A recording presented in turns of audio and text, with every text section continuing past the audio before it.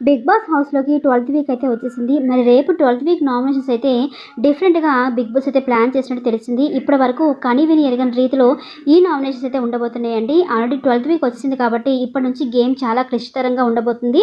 మరి ఇందులోకి నామినేషన్ చేయడానికైతే భాగంగా హౌస్‌లోకి సోనియా, మణికంఠ అలాగే శేఖర్ బాస్ అయితే హౌస్‌లోకి వచ్చి డైరెక్ట్‌గా నామినేషన్ అయితే చేయబోతున్నారు. అయితే ఒక్కొక్కరు ఇద్దరిద్దరిని హౌస్‌మేట్స్‌ని అయితే నామినేట్ చేయబోతున్నారు. ఆల్రెడీ సోనియా అయితే నిఖిల్‌ని అలాగే ప్రేరణని నామినేట్ చేయగా, మణికంఠ అయితే విష్ణుప్రియని, యష్మిని అయితే నామినేట్ చేస్తాడు.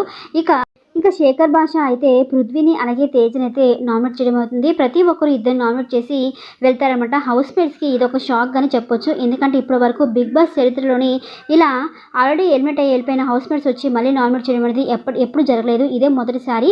ఇక మీదట గేమ్ అయితే చాలా చాలా ఇంట్రెస్టింగ్‌గా ఉండబోతుంది. అలాగే టఫ్‌గా కూడా ఉండబోతుంది హౌస్‌మేట్స్‌కి. మరి చూద్దాం ఫ్రెండ్స్ ఏం జరుగుతుందో. ఈ విషయంపై మీరేమనుకున్నారు కామెంట్ చేయండి. అసలు ఈ సీజన్ 8లో ఎవరు విన్ అవుతారు అనేది కామెంట్ చేసి చెప్పండి ఫ్రెండ్స్. అలాగే వీడియోని తప్పకుండా లైక్ చేసి సబ్స్క్రైబ్ చేసుకోండి. Thanks for watching.